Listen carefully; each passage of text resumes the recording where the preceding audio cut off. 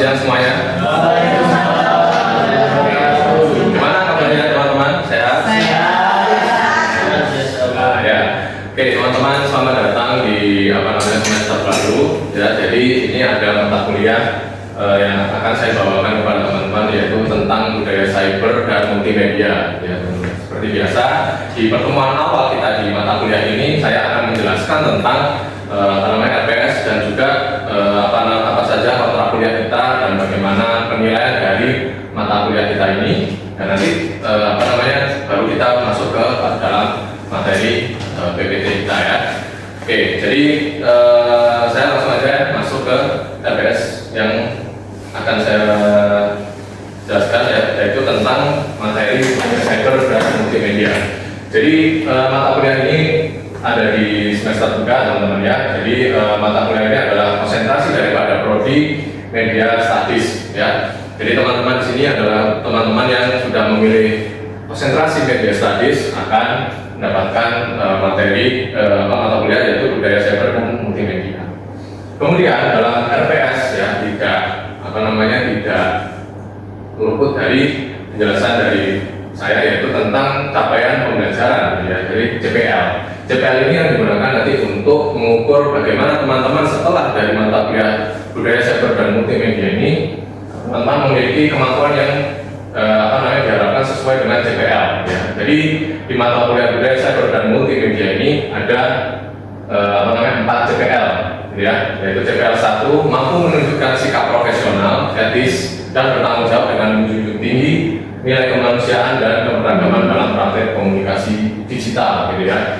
Jadi bagaimana nanti mahasiswa setelah mendapatkan paparan dari materi mata kuliah budaya cyber dan multimedia, teman-teman memiliki sikap profesional dan etik dalam melakukan praktek-praktek komunikasi di ranah digital ya. Karena kita budaya cyber pasti konteksnya semuanya di komunikasi digital ya. Kemudian CPL 2 yaitu mampu menguasai menerapkan teori serta konsep dalam ilmu komunikasi termasuk media digital, kemudian komunikasi massa dan big data secara adaptif terhadap perkembangan zaman. Yang ketiga yaitu CPL 4 mampu memproduksi konten komunikasi digital yang kreatif, etis dan sesuai dengan karakteristik platform media serta nilai budaya. Jadi di mata kuliah budaya cyber dan multimedia ini nanti ada tugas proyek berupa membuat konten komunikasi digital. Jadi teman-teman nanti menganalisis suatu fenomena tentang praktek komunikasi digital di sosial media, dan nanti teman-teman akan kemas analisis dari fenomena tersebut dalam berupa bentuk konten kreatif gitu ya. Tapi ini berbeda dengan mata kuliah konten kreator gitu kan. Oke. Kemudian yang kelima ada CPL 5 yaitu mampu merancang dan melaksanakan riset komunikasi digital serta menganalisis data kuantitatif dan kualitatif untuk mendukung pengambilan keputusan strategis. Itu dari CPL yang dikaitkan untuk kompetensi yang diharapkan mahasiswa dapatkan setelah dari mata kuliah ini gitu ya. Kemudian ada capaian pembelajaran mata kuliahnya sendiri, lebih spesifik lagi adalah mahasiswa mampu menjelaskan teori, konsep, dan perkembangan budaya cyber secara spesifik serta multimedia sebagai landasan transformasi komunikasi dalam masyarakat digital. Kemudian CPL 2 ini adalah mampu menganalisa fenomena komunikasi digital. CPL 3 mampu mengevaluasi perkembangan teknologi digital terhadap komunikasi budaya masyarakat dan etika berdasarkan kajian ilmiah. Kemudian yang keempat adalah mampu mengkomunikasikan hasil analisis fenomena komunikasi digital melalui karya multimedia secara kreatif. Dan sesuai ya dengan CPL nomor 4 ya. Oke, kemudian ada 12 sub CPLK, nanti teman-teman bisa lihat sendiri di e-learning yang sudah saya upload ya di LMS. Nah, kemudian deskripsi singkatnya ya, jadi mungkin teman-teman ada yang masih bingung tentang apa sih budaya cyber dan multimedia. Jadi kita mengkaji transformasi komunikasi. Kita tahu secara dewasa ini bahwa kita sekarang komunikasi adalah dimediasi oleh platform digital, ya kan? Ya, karena sekarang berarti ada transformasi atau perubahan, ya kan? Perubahan komunikasi dari masyarakat konvensional sekarang menjadi masyarakat digital, gitu ya. Karena itu adalah konsekuensi konsekuensi dari perkembangan teknologi di digital. Kemudian bahan kajiannya atau materi pembelajarannya nanti adalah yang pertama topik tentang budaya cyber dan komunikasi digital. Kemudian ada masyarakat digital dan transformasi komunikasi, budaya partisipatif dan platform digital, identitas representasi diri di ruang digital, etika regulasi dan tata kelola komunikasi digital, teknologi kontemporer dalam komunikasi digital, strategi komunikasi multimedia dan produksi evaluasi komunikasi multimedia. Ya. Kemudian pustakanya teman-teman nanti bisa lihat ada pustaka utama ada 10 pustaka, kemudian pendukung ada 8 pustaka pendukung yang bisa jadikan referensi teman-teman untuk mengerjakan tugas ataupun memahami daripada materi yang ada di budaya cyber multimedia. Nah, kemudian rancangan pertemuannya teman-teman. Seperti biasa ada berapa pertemuan kita teman-teman? Untuk satu semester ada 7 atau 16? 16. Ada 16 ya. Jadi ada 16 pertemuan satu semester, di mana dibagi menjadi 2, 1 sampai 8 itu ya kan, 8-nya UTS dan 8-nya UAS gitu ya. Nah, kemudian secara spesifiknya, jadi di materi di minggu pertama itu adalah saya akan menjelaskan tentang konsep dasar budaya cyber, multimedia dan transformasi komunikasi dalam masyarakat digital. Jadi saya akan mengukur tentang kemampuan mahasiswa dalam memahami konsep-konsep dasar budaya cyber. Jadi nanti saya akan menjelaskan atau pertemuan kali ini saya akan menjelaskan tentang konsep dasar budaya cyber dan multimedia. Ya. Kemudian lanjut di pertemuan kedua ada materi tentang sejarah perkembangan internet atau evolusi web 1.0 sampai 4.0 ya. Selanjutnya yang ketiga adalah mempelajari tentang bagaimana teori network society gitu ya. Karena sekarang masyarakat sudah berubah menjadi masyarakat komunikasi digital, bukan masyarakat konvensional gitu ya. Jadi setiap komunikasi itu dilakukan secara mediated oleh platform media digital. Kemudian menganalisa terkait dengan praktek-praktek komunikasi yang berbasis pada perspektif platform society. Kemudian yang kelima adalah kita mempelajari tentang teori participatory culture dan collective intelligence. Ya. Kemudian yang keenam, kita menganalisa tentang bagaimana identitas digital yang mana dikonstruksi oleh netizen ya, ataupun pengguna media sosial di sana. Kemudian yang ketujuh adalah kita mengevaluasi terkait dengan isu-isu etika, privasi, dan tata kelola komunikasi digital berdasarkan komunikasi dan regulasi yang berlaku, gitu ya. Jadi lebih kepada aspek etis di pertemuan ke-7, gitu kan. Jadi pertemuan 1 sampai 7 ini lebih kepada pemahaman, gitu ya. Saya mengukur tentang bagaimana mahasiswa itu memahami dan juga dapat menganalisa terkait dengan kajian dari budaya cyber dan multimedia. Pertemuan 8-nya adalah ujian tengah semester ya. Lanjut di pertemuan 9 kita mengevaluasi ya praktek komunikasi melalui fenomena kreator ekonomi dan influencer culture. Pernah dengar kreator ekonomi dan influencer culture? Michael barangkali bisa pernah mendengar? Kira-kira apa ya kira-kira kreator ekonomi dan influencer culture? Kalau kreator ekonomi kan bahas mungkin bisa saham gitu. Oke. Kalau level culture mungkin dia lain kafe, dia memperkenalkan kafe segala macam. Oke, benar ya. Jadi kreator ekonomi dan influencer culture adalah tentang bagaimana sekarang ekonomi itu berdasarkan dari attention gitu ya, attention dan juga fokus. Dimana sekarang itu attention dan fokus menjadi currency atau mata uang baru ya, dimana itu menjadi industri yang juga di dunia digital. Kemudian influencer culture adalah budaya bagaimana sekarang masyarakat banyak yang menjadi influencer gitu ya, karena sebagai berkembang menjadi suatu istilahnya mata pencarian baru gitu ya, atau pekerjaan yang baru. Oke, bagus Michael. Jadi kemudian selanjutnya di pertemuan 10 kita mengevaluasi tentang implikasi dari penggunaan AI ya kan. Nah, sekarang kan sudah sangat-sangat sudah sangat-sangat familiar penggunaan AI, mulai dari teks generatif, ya kan, image generatif, sound generatif gitu ya, bahkan video generatif sekarang yang sudah paling advance gitu ya. sudah mencapai di video. Jadi kita bisa melihat evaluasi implikasinya bahwa realita dan juga virtual ini sudah semakin tipis bedanya. Ya, 11 di minggu 11 kita memprediksi bagaimana perkembangan komunikasi digital berdasarkan konsep digital well-being dan teknologi di masa depan. Kemudian yang 12 kita merancang strategi komunikasi multimedia ya, berdasarkan analisis fenomena komunikasi digital. Kemudian yang 13 mampu mengembangkan karya multimedia sebagai media komunikasi berdasarkan strategi komunikasi yang telah dirancang. 14 sampai 15 ya.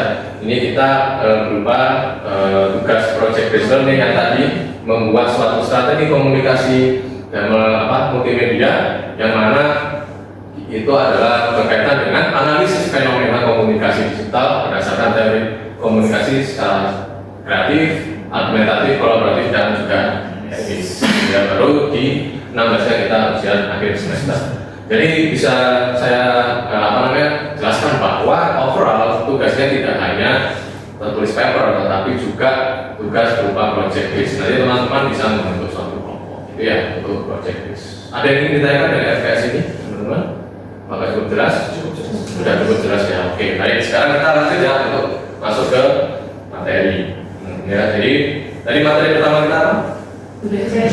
Ya, jadi kita masih di pengantarnya ya, pengantar budaya cyber dan multimedia. Di mana di sini saya akan menjelaskan dan memaparkan bagaimana sekarang kehidupan kita itu sudah bertransformasi gitu ya, baik dari segi sosialnya, baik dari segi ekonominya, baik dari segi komunikasinya, bahkan kita sudah sangat amat menggunakan dengan teknologi atau infrastruktur digital gitu ya. Maka capaian pembelajaran yang akan teman-teman capai yaitu saya berharap bahwa dari pertemuan ini mahasiswa mampu menjelaskan konsep cyber, menjelaskan konsep multimedia, ya, memahami transformasi komunikasi digital, mengembangkan budaya dengan teknologi. Jadi ini adalah topik-topik yang akan hari ini saya akan bahas, ya, teman-teman. Sudah siap? Ya, siap. Ya. Baik, sebelum masuk ke materi, teman-teman, saya akan memberikan suatu aktivitas persepsi terlebih dahulu, teman-teman. Yang pertama, yang pertama, apa yang pertama kali teman-teman buka setelah bangun tidur? HP.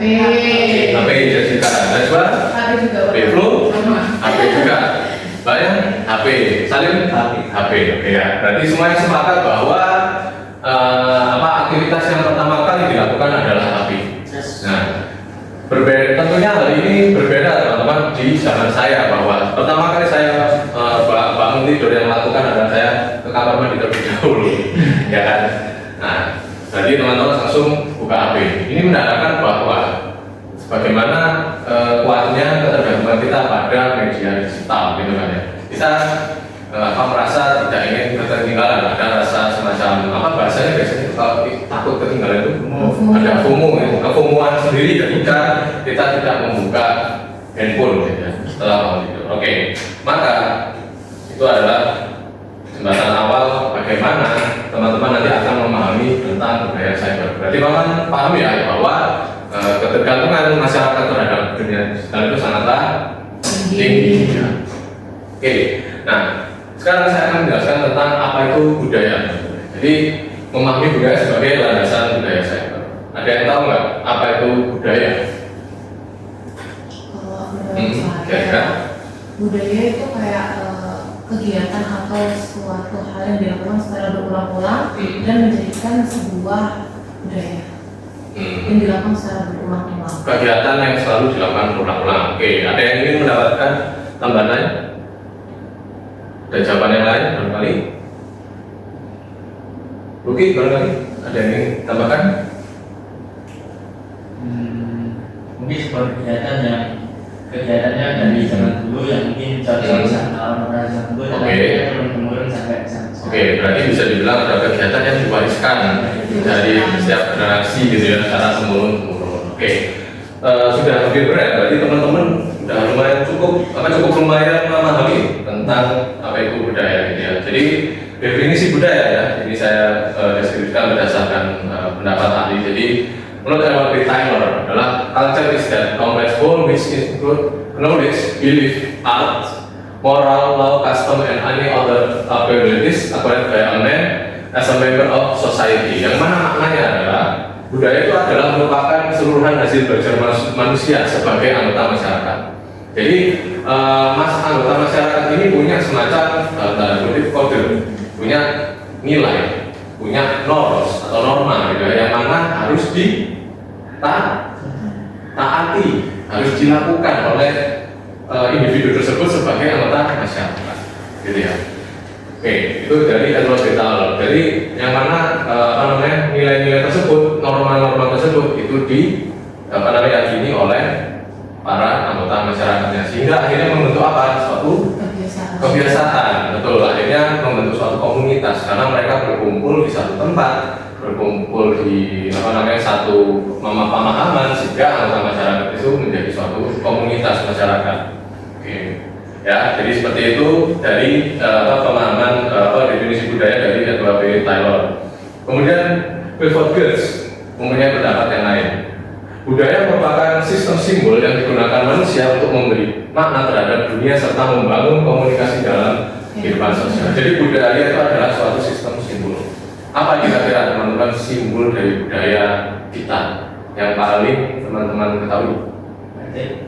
Nah, Batik. batik, oke. Yang lain, misalkan dari perilaku atau tindakan. Saling, betul, ya kan? Itu adalah suatu budaya juga. Itu sistem simbol apa? Simbol untuk apa? Menghormati siapa? Orang yang tua. Itu juga termasuk dari budaya. Oke ya, jadi saya masih menjelaskan tentang budaya secara umum, ya. Belum masuk nanti ke budaya cyber. Tapi ini adalah landasan daripada teman-teman nanti akan memahami tentang konsep definisi dari budaya cyber. Ya. Kemudian Schwaber juga menjelaskan bahwa budaya merupakan proses produksi pertukaran makna.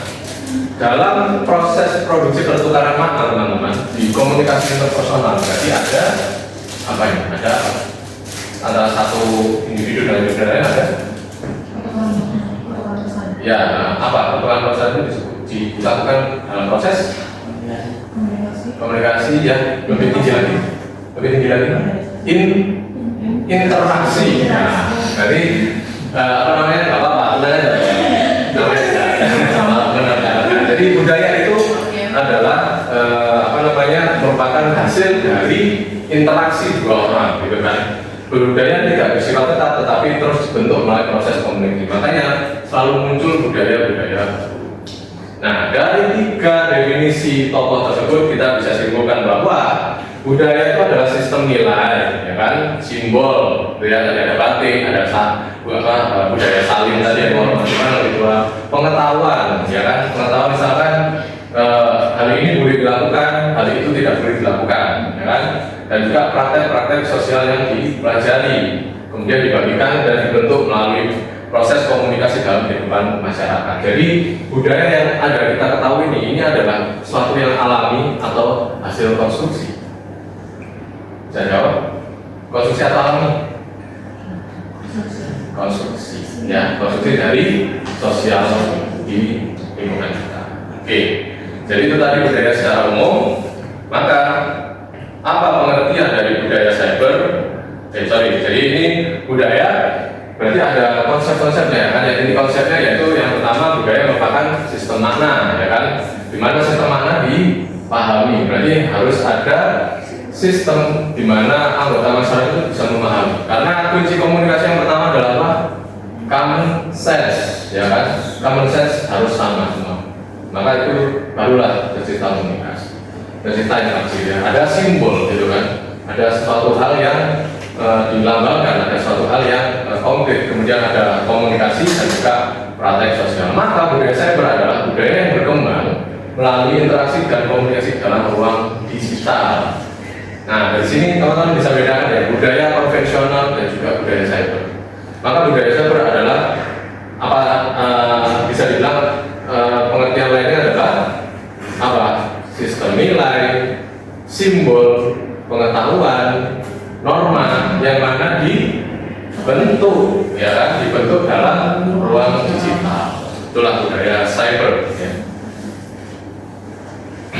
Oke, jadi budaya cyber adalah merupakan sistem nilai, norma, simbol, praktik sosial dan pola komunikasi yang berkembang melalui interaksi manusia di dalam ruang digital. Ini kita membuat suatu landscape atau dunia baru atau realita baru sebenarnya di dunia digital, ya. Jadi akhirnya akan membentuk semacam identitas, komunitas dan juga budaya yang baru. Dari sini ada yang mau bertanya? Enggak? Oke, paham ya. Kita lanjut. Nah, bagaimana prosesnya terbentuk budaya cyber itu? Jadi budaya cyber ini tidak lain dan tidak bukan dan tidak lebih adanya intervensi atau ikut campur faktor teknologi. Ditemukannya internet, ditemukannya wifi dan juga platform digital akhirnya membentuk semacam ruang. Ruang ini bukan seperti ruang kelas, tapi adalah suatu semacam apa ya, alam baru itu, landscape baru. Yang mana landscape itu disebut cyberspace, ya kan? Nah, dari cyberspace itu kita manusia memproyeksikan diri kita ke dalam cyberspace tersebut. Sering main sosmed apa? Instagram, TikTok, apalagi? YouTube, X, ya kan? Threads, misalkan. Nah, itu adalah cyberspace. Di situ kita melakukan interaksi digital. Kemudian kita melakukan membentuk suatu komunitas karena adanya kesamaan pemahaman. Maka membentuk komunitas virtual yang mana akan menciptakan atau menimbulkan nilai, norma dan simbol-simbol baru serta akhirnya membentuk suatu budaya cyber. Ya. Contoh-contohnya cyber culture. Ada yang tahu apa? Emoji, bukan stiker ya? Iya, bukan. Bukan, ya. Emoji. Emoji ini adalah salah satu aspek budaya cyber yang paling kecil. Ini gunanya apa? Untuk mengekspresikan diri. Mengekspresikan diri, oke. Jadi pergeseran daripada teknologi digital itu munculnya adanya emoji, gitu kan ya. Dari semua digital itu tekstual, ya kan, dengan berupa ketikan. Jadi keyboard kita sekarang sudah bisa direpresentasikan melalui emoji ini tadi. Oke, salah satu cyber culture yang satunya lainnya adalah ada yang tahu apa? Stiker, apa Flu? Meme, betul. Jadi salah satu contoh cyber culture lainnya adalah meme. Ada yang tahu meme? Ya kan? Nah, jadi kita mengambil suatu konteks di dunia nyata, kemudian kita rekonstruksi kembali pesannya menjadi konteks yang berbeda atau lain, gitu ya. Itu namanya meme. Kemudian ada lagi, ya Pak? Selfie. Siapa yang suka selfie? Caca, oke ya. Kemudian juga dari selfie ini ya, suatu tindakan yang teman-teman bisa belajar untuk membentuk suatu identitas diri di dunia digital, ya kan? Teman-teman pasti lebih aware ya dengan selfie dan akhirnya bergeser, berkembang menjadi flexing, ya. Ini adalah contoh bagaimana budaya itu diproduksi, kemudian menghasilkan budaya yang baru, selalu meningkat, selalu bertambah, ya. Nah, kemudian tadi kan berupa visual teman-teman ya, berupa artefak-artefak budaya yang berupa visual. Nah, kira-kira teman-teman bisa menjelaskan menyebutkan nggak adanya istilah-istilah baru di dunia cyber? Idiom itu istilah. Ada. Apa contohnya Jika? At least gitu, mungkin bahasa yang dari luar diserap ke sini. Oh, jadi istilah-istilah luar. Oke, at least. Lainnya yang lebih populer, misalnya. Saling barangkali ada istilah di digital.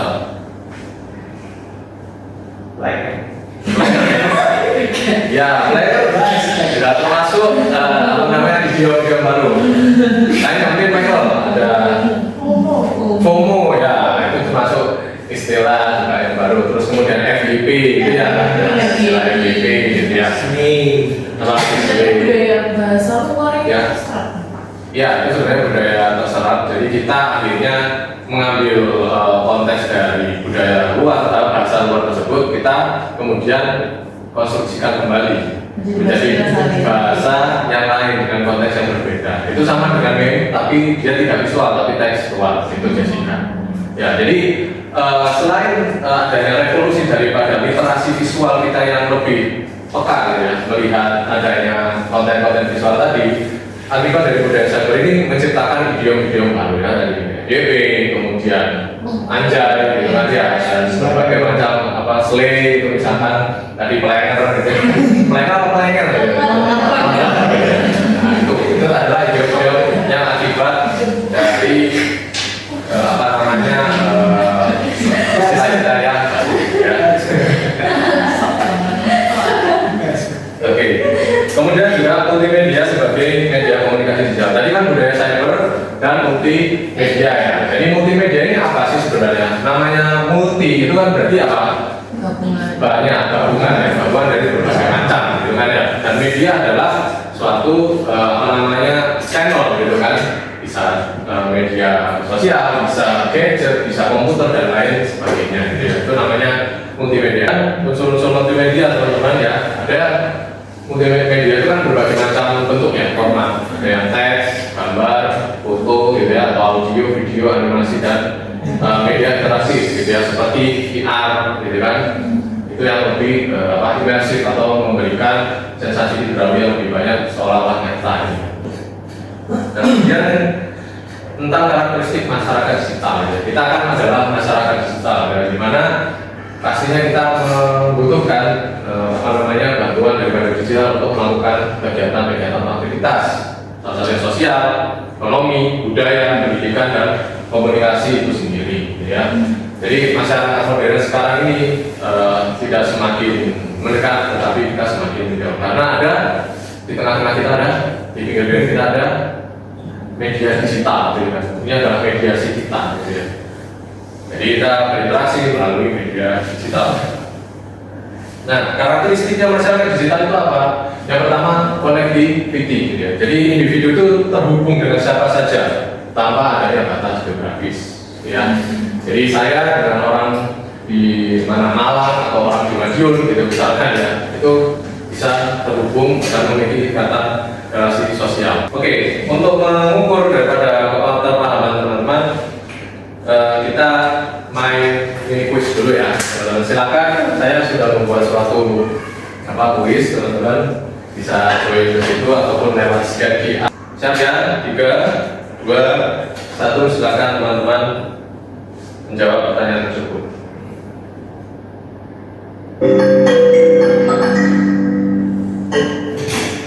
Ya, nantinya gitu. Belakang right. Aku siapa? Ada.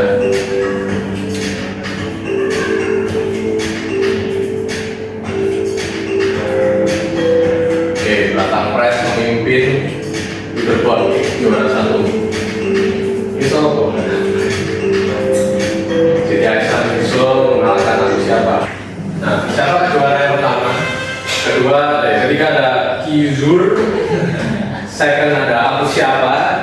Yang juara pertama adalah pendatang prize. Silakan ini angkatan pendatang prize yang mana? Oh, pro ya. Tadi yang Kizur ya Pak. Oke, yang tadi siapa ini siapa? Jessica. Oke ya. Baik teman-teman. Jadi tadi itu adalah aktivitas gamifikasi yang mana untuk mengukur ketepahaman teman-teman dari materi yang saya bawakan. Dan alhamdulillah cukup bagus ya, rata-rata 60% dari teman-teman sudah memahami dari materi ini. Oke, terima kasih teman-teman ya.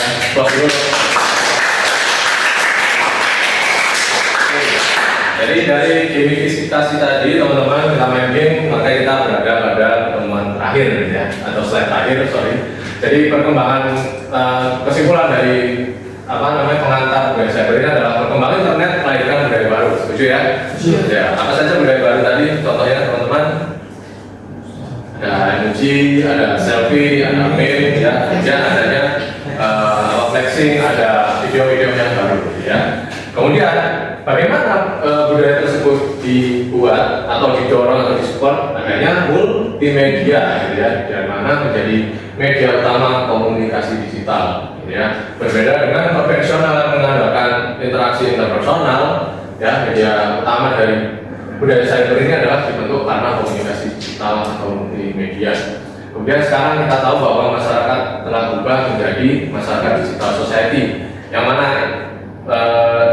indikator yang paling ketara adalah kita bisa terkonek atau terhubung dengan orang-orang di luar sana gitu ya, yang jauh dari lokasi kita berada gitu kan ya. Kemudian yang keempat adalah budaya cyber menghadirkan berbagai fenomena komunikasi baru. Tadi apa? Ada hoax, cyber building, ada AI, ada digital ekonomi gitu ya. Oke, ada yang mau ditanyakan sebelum saya tutup teman-teman? Sudah cukup jelas? Cukup jelas Pak. Baik. Selanjutnya di tugasnya nanti teman-teman dikumpulkan di depan ya. Jadi terkait dengan infection essay. Ya, teman-teman silakan membuat sebuah essay reflektif yang mana temanya adalah bagaimana teknologi digital mengubah cara kita berkomunikasi gitu ya.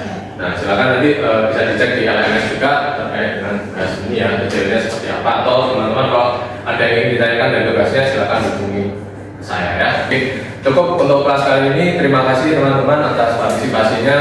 Silakan bisa meninggalkan kelas, ada di jalan. Assalamualaikum warahmatullahi wabarakatuh. Waalaikumsalam.